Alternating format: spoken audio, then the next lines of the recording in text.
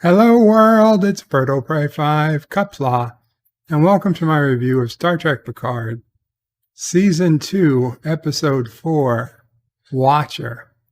And the episode begins with a zoom out of what is clearly the Chateau Picard, where the ship landed, the La Sirena crash landed at Chateau Picard in last episode. I know some people told me in my comments that it was not Chateau Picard in France, that it made no sense that it could get to France, and that obviously it was just a Californian winery that they crashed into in 2004. And while a Californian winery would have made maybe perhaps more sense because they're in LA, it would have made no sense because we saw them beam out in the nighttime and beam to LA, and it was perfectly bright daylight. So that wouldn't have made any sense. Although I agree, it also made no sense that they could just so easily change crash landing coordinates from Los Angeles, California to outside somewhere in Paris and France in 2 seconds, but that is what they did, because we got absolute confirmation it is Chateau Picard, this episode, this season, whatever you want to call it. It is the exact building. Now, the old chateau did burn down, and yet, I don't know, maybe they rebuilt it the same way. So they then jump to the La Sirena, where Picard is trying very hard to get in touch with Rios or Raffi or anyone. Nobody's answering him. Raffi and Seven get it to the place where Rios was, got his hospital, his clinic. So Seven's like, why did Rios need a hospital? It's just a clinic. And so Raffi is calling for Rios, and one of the women who was working there says they're closed. If you need a doctor, there's another clinic 2 blocks office over. So she's like, yeah, I know. She describes Rios. It's like, yeah, ICE comes and takes him. It happens all the time. You know the deal. She's like, listen, your friend, I hope you find him, because before ICE, make sure you never do. Because let's start this episode with the fact that ICE is an evil organization and not at all necessary for a country protecting its borders. That all the ICE agents are evil people, one remove from the totalitarian of the future, and not, actual heroes who go to work every day, who try to make a living and try to make our lives better. So now Picard, Jurati is like, what are we going to do? We can't stay here. And Picard's like, oh, well, Confederation ships seem to have upgrades. So he just says, engage cloaking device. And sure, you know it, the ship cloaks. What about all the energy they were short last week?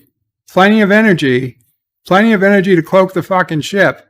Not enough energy to beam people with the tractor beam, but plenty of energy to cloak the ship. So now we get the biggest reveal of why Picard is an Englishman who pretends to be a Frenchman, or a Frenchman who pretends to be an Englishman, however you want to call it. Well, during the World War II Nazis, the Nazis had taken over Chateau Picard. So his descendants or ancestors had to run. And they only, by running out the tunnels that apparently they're famous tunnels under the Chateau Picard, they used those tunnels to run out, stay clear of the Nazis. And they were able to take cover in England. So they took cover in England for generations. Okay, from the 1940s till the 2300s, or whenever Picard first generation to go back, That's how long the Picards have been out of Chateau Picard. Or I guess his brother, I guess, took it over instead of him. So Jurati's asking him, is everything okay with Picard? He's looking, he's seeing memories of himself. He's like, oh, memories of things yet to occur. So his mom is back. He has the computer playing some song in French, whatever. This is young Jean-luc. Mother pulls off a starting magic trick, makes all his fear go away, and he's looking at the pictures of roses they painted. And then it fades into a fire, which, Jean-luc's, his family burned to death in a fire. And there he is, stalking the fireplace. He's lost in the past, he says, in more ways than one. Agnes, he says, we need to find out what more the Borg Queen knows. So Jurati is playing with an abacus. She's like, you can't even begin to comprehend how relaxing calculus can be. Now Jurati is looking at a book. This is a paper book. It's Encyclopedia Britannica. And she says, I can just imagine a little Picard walking around here, a skinny kid. She's like, oh, I need a drink.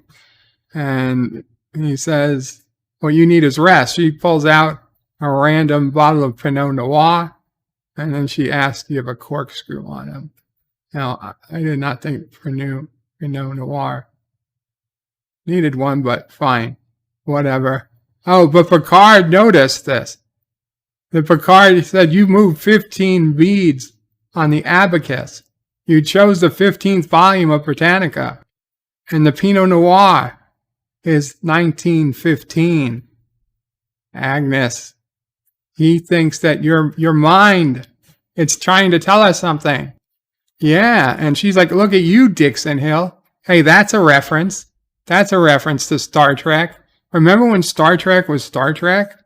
Remember when Star Trek TNG was good? Yeah, I remember. So she's like, when is it? When's it changing? 15 hours, that's too specific. Okay, so now Picard asks, did the ship's chronometer ever precisely show a date? And she's like, April 21st. April, whatever, 3 days before April 15th, 2024. But last episode, she went on about how the chronometer is never going to work again. I remember it. She was like, well, chronometer is totally busted. That's never going to work again. And literally, the opening credits just began. And they've already fucked that over. And it's like, oh yeah, the chronometer was working perfectly. Well, I'm sure it did. It had plenty of power too. As soon as you needed to cloak the ship, it had plenty of power. As soon as you needed a specific date, the chronometer is working. Yesterday, when you didn't know the specific date and you didn't have any power, it was fine. Nothing was working. And this is not the biggest FU to the Trek universe. Or even their own that we're about to get. It's still coming. Okay, so this is the one good scene. The one good scene. It's, I believe, the same actor from Star Trek 4, The Voyage Home. It's the same song. And Seven says, you mind stopping that noise? And the guy puts his hand around his neck like he still remembers what Spock did. He apologizes now profusely. He's very sorry.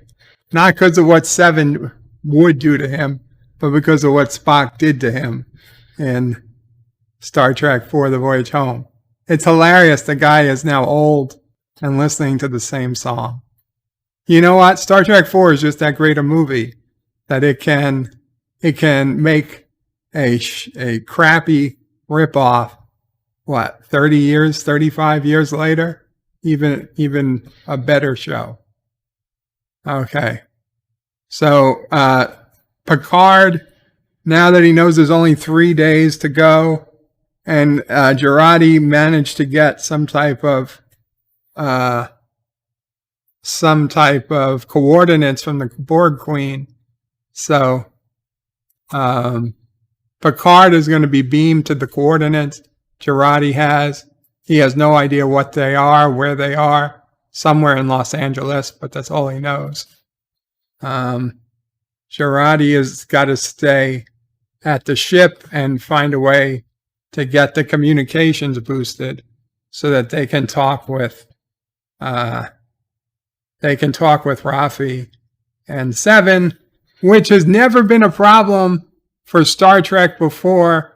Communicators would work all over a planet. There's no reason they should not work over a planet. But now they're having problems unless there are repeaters. The communications badges were being told don't work. That's bullshit. We've seen the communication badges work everywhere on a planet as far back as TOS. Okay, hell, I think they worked in the same system. You don't need repeaters for the comm badges on a planet. So now the Borg Queen is trying to convince Jurati to basically assimilate with her, connect with her. She's telling Jurati that, no one really respects her, and the Borg Queen really knows what she's about. She felt her when they connected. Okay, so Picard is about to beam in, and where is he beaming to? 10 Forward Avenue. Hey, it's where he was. He realizes now it's Guinan. Guinan is, and it's, the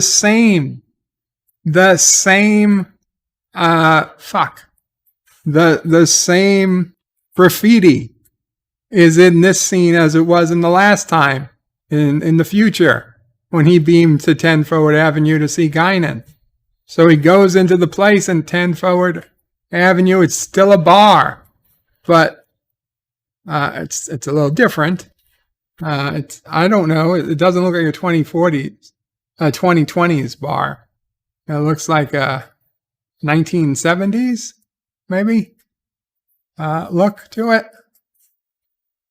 And I was trying to look at the pic. I almost thought it was Sammy Davis Jr. and Dean Martin on the picture. So a black woman comes in. She's like, put it back. And Picard says, Guinan. This isn't Guinan. This is not Whoopi Goldberg. Why would Picard even call this woman Guinan? Luna, oh, she's got a dog. She's got a pit bull. So Picard has to show how good he is to pit bulls. Remember, pit bulls is one of his charities. She's like, I thought 10 Forward was always open. She's like, if you're here to drink, you're late. If you're here to loot, you're early. She's closing forever. She's leaving. She's like, you're a lot older than his usual thieves. Have been settled into retirement. Anyway, but why do you keep calling this woman Guinan? Here's my problem, and I'm sure all of you know. Times arrow. Times arrow, times arrow, times arrow. The TNG episode, Guinan was alive in 1890s or whatever it was, San Francisco with Mark Twain. Mark fucking Twain. Times arrow. Data's head was found in a cave. Holy shit. this Guinan pulls out a fucking shotgun. You know, you're not allowed to have shotguns in LA like that. I'm pretty sure.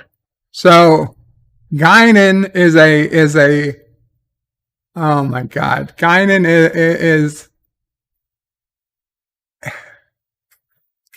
now a felon. Guinan is a felon operating an illegal gun in Los Angeles. So Raffi is yelling at another black woman who is a police officer for LAPD. And she's like, you can't just kidnap people. She's trying to find her friend. Anyway, Seven takes Raffi by the side and walks her away. And the guy who happened to be listening in, so it looks like he might be a lawyer or something, gives a piece of advice. LAPD only doesn't have ICE detainees in their system. You're in the wrong place. It's like, if you don't get to your Cristobal, Christopher, he'll be gone, disappeared, no trial. So we're at the cages where the illegals are held. They make you swear allegiance to a flag. He's like, that is hardcore. Because you're supposed to say, I pledge allegiance to the flag of the United States of America. So Department of Homeland Security says, giving I don't know if they're illegal or not, but presumed illegal immigrant, a bus ticket. And Rios is saying, what the hell is wrong with you? You slap on a badge, put on a uniform. You think you can treat everybody, and before he has a chance to finish, the ICE agent stuns him. Though not with a phaser, of course, but with a modern taser, stun gun. Much more painful. And the guy, the illegal alien who Rios was trying to save, they just take him away. So they take him out, and oh, look at that! The woman doctor. They've got cages next to each other. That's very nice of them to give them nearby cages. So Rios and the doc, at least they're allowed to talk between the cages. And by cages, of course, I mean fencing and indoor fence. So she's like, who are you, Chris? He's like, he's just a good Samaritan. Guinan says, as long as I lived on this planet, I can count on one hand the number of people who called me an Elnorian. Oh, right. Picard had to call her an Elnorian just to get her to stop facing the gun at him. And she still got the gun at him. And he's like, where are you? He's like, I'm from France. She's like, no, you're not from France. You're not even remotely from around here, planetarily speaking. So Picard is again talking to the dog. And Guinan, fake Guinan, is saying she doesn't usually take to strangers. And he's like, because she knows, Picard says she knows I mean no harm. So she takes the gun away from pointing. Fake Guinan says she's locking the doors for good. It doesn't matter if you stay or not. And Picard is begging her, I've only got 3 days to stop something very critical from happening. She's like, good luck with that. He was given coordinates to this place to find a watcher. Now when she hears the word watcher, she turns and he says, I think I've already found it. So now this guy comes in, white guy, says, Guinan? And asks if she's too late. No, you're not too late. He's taking the dog. He's getting the dog. Aw, Guinan's not even going to take her dog with her. Maybe it's best for the dog to stay with the human. His Uncle Dale.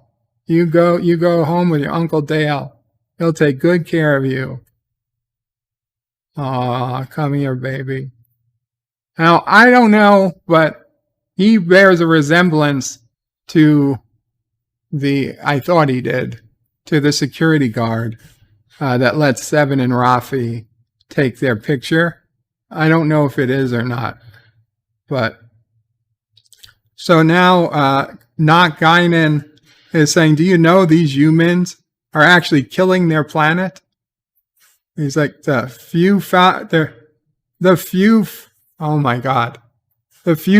have the resources to fix the problems for the rest, but they won't. Bullshit, Guinan, fake Guinan. That's one of the biggest lies. Math doesn't work how you guys seem to think it works. Because there's 1 billionaire or 5 billionaires or even 10 or 100. The problems that this world has are in the quadrillions. You cannot get them. The math doesn't work. So now they're just making shit up. So now they needed a way to make Guinan sick, and it's called some Afkel. It's time sickness. It's a Elnorian condition that happens when timelines are broken. So fake Guinan says it doesn't matter to her. Once she leaves, she'll be fine. And Picard says, nope. He's like, distance offers no protection from time.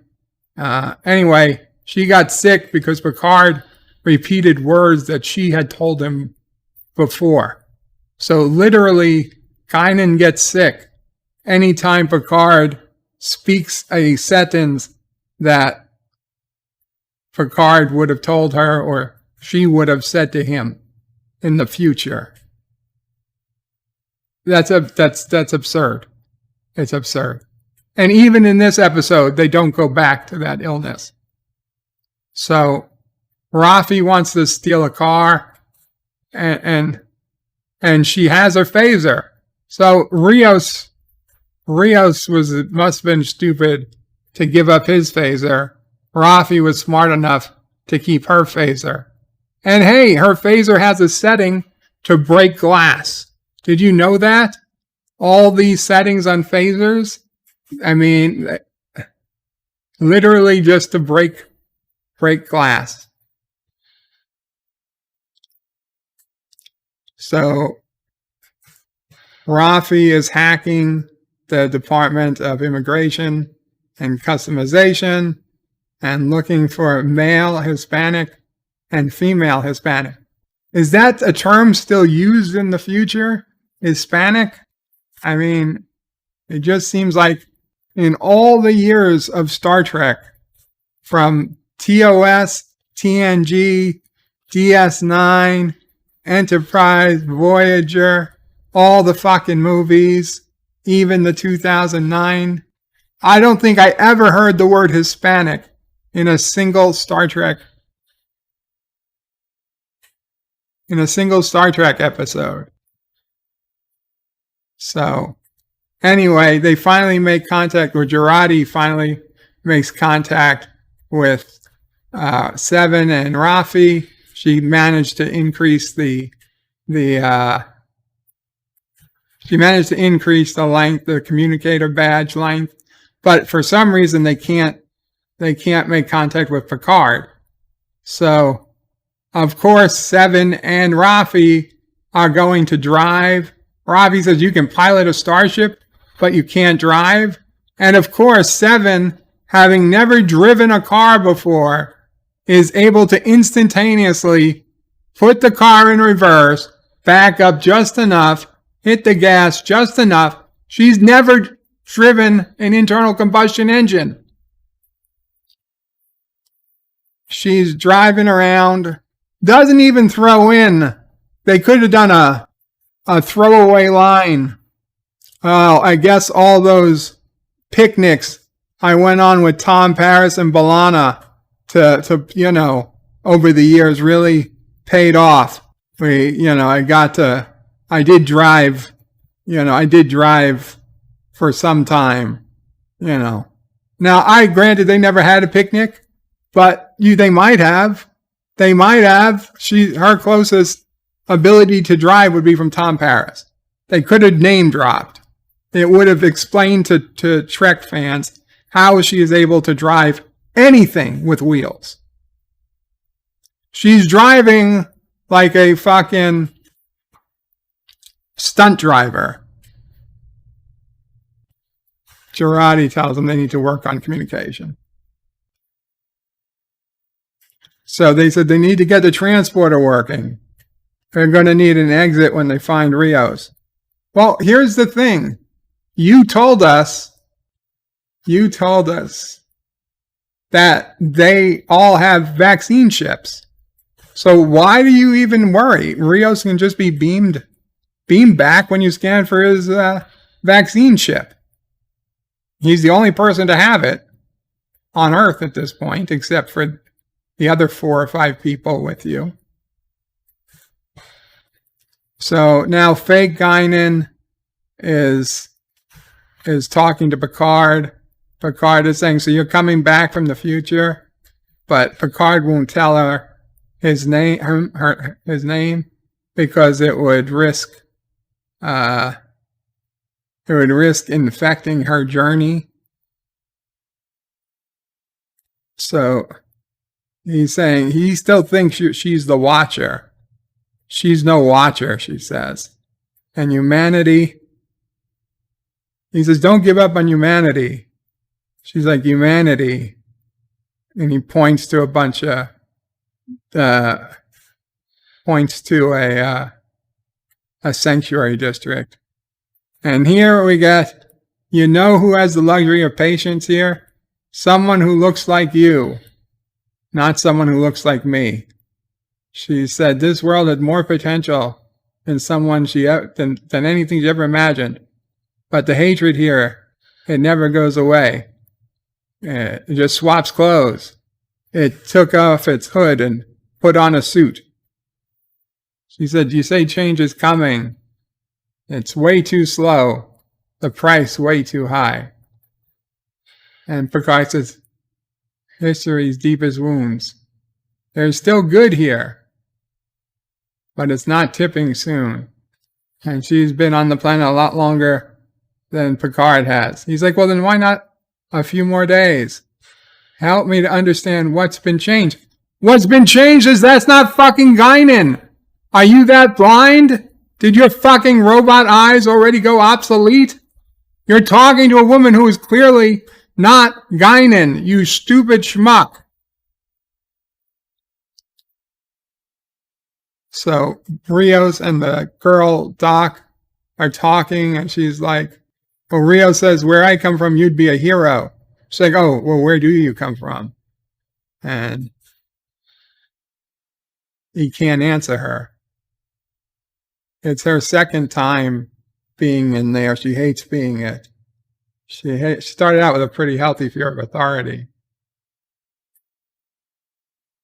She says, pure selfishness. She needs to be needed. How's his hand? It's helping a lot. So the guy who tased Rios is coming in. He says it looks like he has a face like a Ferengi. I was trying to look. Was he an actor who played a Ferengi? I don't think he is. He's kind of tall. So the woman checked out. She's a citizen, so she's being allowed to leave. Rios hasn't. And the Ferengi guy saying, don't cry. I got you a seat on that bus. Unless you've decided to provide your name and proof of citizenship. And Rios says, all right. My name is Cristobal Rios. You can call me Chris, Rios. He's good either way. Occupation? Captain. He doesn't say Starfleet. He just says captain of the USS Stargazer. It's a ship from the year 2400. He's on an ongoing mission to explore strange new worlds, seek out new civilizations. And we're going back in time, trying to correct a timeline. We're with a ragtag group of misfits and a cybernetic queen who's pretty sure she's just here to wipe out all humanity, and a crusty old admiral who is now a flesh and blood robot. I can't be sure, because no one can explain it to him. And he's laughing. And then the guy laughs as he walks away from Rios. And it must be the funniest story any ICE personnel has ever heard. Because remember, they're all evil. But guess who's not evil?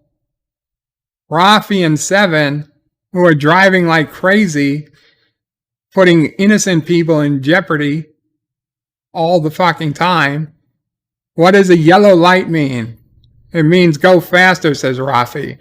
And says, no, now red means stop. Red means stop.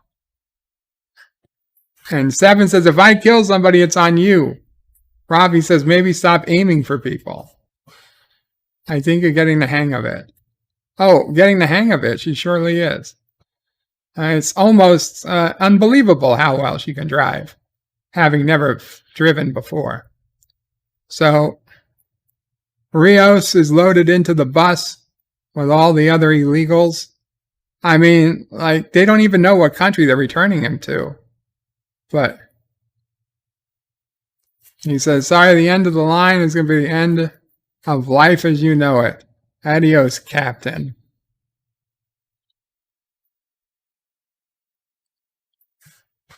Rios is just like thinking hard. Oh, we got the annoying good.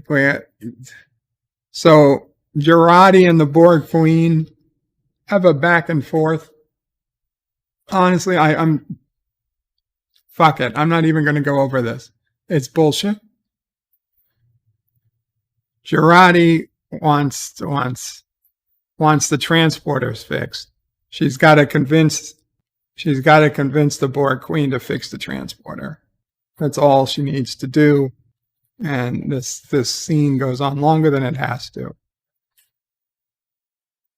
So Jurati makes this deal that the Borg Queen will fix the transporter and the Borg Queen will get access to Jurati, because she also knows the Borg Queen doesn't like being alone. So Raffi says that Rios' file just updated. He's being moved to a sanctuary district on the border. So he's not going to a country. He's just going to a sanctuary district. So the police have finally caught up with their own stolen car. And Raffi's like, please tell us you've got the transporters working. She's sending their coordinates. Beam us there now. She's like, okay, just a second. So Raffi wants Seven to buy them some time. So Seven is again driving like a stunt driver, pulling off tricks and shit, because that's what all new drivers can do. So she says, you guys got to hit the brakes, says Jurati. It's counterintuitive. But the transporter is having trouble locking on to a moving target, meaning she's having trouble locking on to a moving target. Anyway, once they stop, they're able to be beamed out of the car. And the cops that walk up to the car don't know what happened. They beamed themselves away. They don't know what they just saw. Anyway, Raffi and Seven are beamed to a place not too far from the van, the truck that Rios is in. And they're alive. Yes, they're alive. Jurati's like, please tell me you're alive. Yes, they're alive. And he says Rios is moving fast. So they've got to try and hijack a van or a bus in broad daylight without getting anybody killed. So the Borg Queen says, you're welcome. Now Jurati's supposed to talk with the Borg Queen per their agreement, and Jurati walks away, and it gets the Borg Queen really pissed off. Now we see Guinan is still still getting ready to move. And she's like, I don't get fake Guinan. Fake Guinan. He says, you must know something. They sent me to you. She's like, I'm not your watcher. I hope I find what you're looking for, says fake Guinan. I'm not it. And Captain Picard finally says, my name is Jean-luc Picard. Is there a Jean-luc Picard here? Jean-luc Picard? In 400 years, you're going to be my dearest and oldest friend. She's like, Picard, huh? Shit, says fake Guinan. So real Guinan wouldn't say that. Real Guinan would, but not real Guinan. She's like, you're looking for a supervisor, also known as a watcher. They're peppered throughout the galaxy, assigned to protect the destiny of individuals. What the fuck is this? They're all kinds of vague, says fake Guinan. They're guardian angels, they see themselves as. So now we have another fucking alien species that populates the galaxy that they... Anyway, fake Guinan says she suspects very much that this she is going to want to see you. And fake Guinan says, Picard thanks her, and fake Guinan says, oh, don't thank me yet. And fake Guinan drives a Ford Bronco. I love it. I like the Ford Bronco. It was really nice prior to that incident. So fake Guinan is telling Picard that she'll know if you lie, so she might rip your eyelids off. She's like, if you look bad, I look bad. Hey, and fake Guinan stole a comm badge, and she's like, I took this off you. It beeped a couple of times. And who is this? This little girl. This little, 8-year-old, 10-year-old girl says, perhaps you didn't hear me, Guinan. You've got 10 seconds. You better run. I will put my boot through your face. And fake Guinan says she means it. See you someday, she says. And fake Guinan says to the young girl, literally the girl who's the key to everything, Picard begs Guinan. He says, you're not done with humanity. Change always comes later than we think it should. That should have caused her to get sick, but it doesn't. Guinan just walks away. So the little girl puts out her hand to Picard and says, follow me. Meanwhile, there's an adult just sitting there on a park bench. Doesn't seem this is nothing. Nobody realizes this is weird. This little girl is pulling this old man across the park. And he's like, how much further? He can't even walk. He can't even walk. His human body or his robot body can't walk. Anyway, the little girl demands he hands over his communicator. And he's like, without this, I'm stranded. She's like, I don't care. He's like, ugh. Well, keep it. But pull the energy cell out or we're done. Hey, for the first time ever, we see a removable energy cell. Okay, maybe not first time. So, hey, the girl's eyes come back and she just walks away. Like she didn't know why she was there. But that's okay. The hot dog guy, his eyes now turned white. And he just points Picard in the direction he needs to go.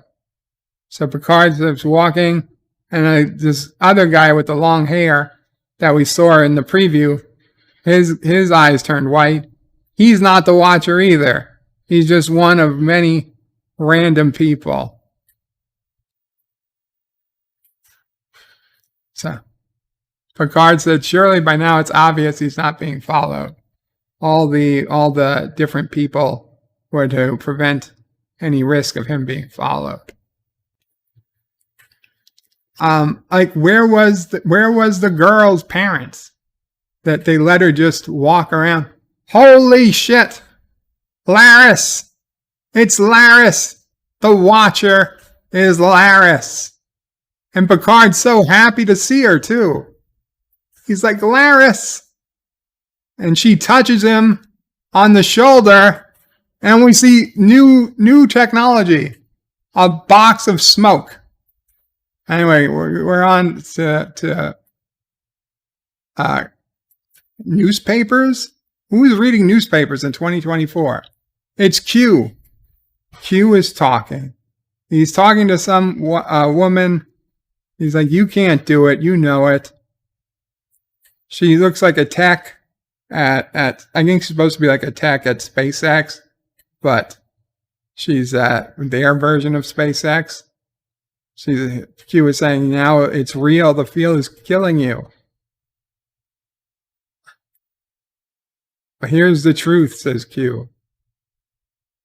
You can't do it. People are going to die. And now your fear, your doubt, is the loudest voice in your head. And Q snaps his finger and she laughs. She laughs. He snaps it again. He says, that's unexpected and most unfortunate. End of the episode. End of the episode. Okay, so I think we see here what went wrong. And what went wrong was that Q was going to do something, but Q can't do it for some stupid reason. Like Q got too old to do something he was supposed to do. And he was supposed to prevent, I don't know how, but I think he was supposed to prevent this Europa mission from succeeding. And I think what Q did originally was either kill that woman or make her black out or make her change her mind and quit her job. But whatever he did, he was supposed to make that woman fail. Now he didn't make her fail, and because she doesn't fail, this Europa mission succeeds. And because the Europa mission succeeds, all of time changes, and I don't know, we become a totalitarian nightmare. That's my guess. That's my guess. Now, Laris, I have no fucking idea. I am happy they've got her in the show, but I have no idea why she is a Watcher. Why would a Watcher become a Romulan? Not only was she Romulan, she was Zat Malo, right? Was she? I don't know. What? Yeah, the Zat whatever fight the Kawat Malo. Zat Vash. It makes no sense. I don't. Oh no, she was Tal Shiar. She was Tal Shiar with Saban, her husband. So what is she doing on Earth? I don't know. I don't care. All I know is this episode basically kills TNG, kills the character of Guinan, erases the episode of Time's Arrow, or as I would say, the fact that Time's Arrow exists proves that this is not the TNG timeline, because it could not exist in the same timeline, and Time's Arrow came first, so they have preference. That's the way I look at it. Honestly, this might be the worst Picard episode I've ever seen. And I've seen them all, that's saying a lot. That said, there was that one scene I kind of like, guilty pleasure of the guy on the bus. Now, granted, that guy moved from San Francisco to Los Angeles. But yeah, I gotta say, I smiled, I chuckled. So, not a complete disaster. A 2 out of 10 for Star Trek Picard, Season 2, Episode 4, The Watcher. Qapla all bird out.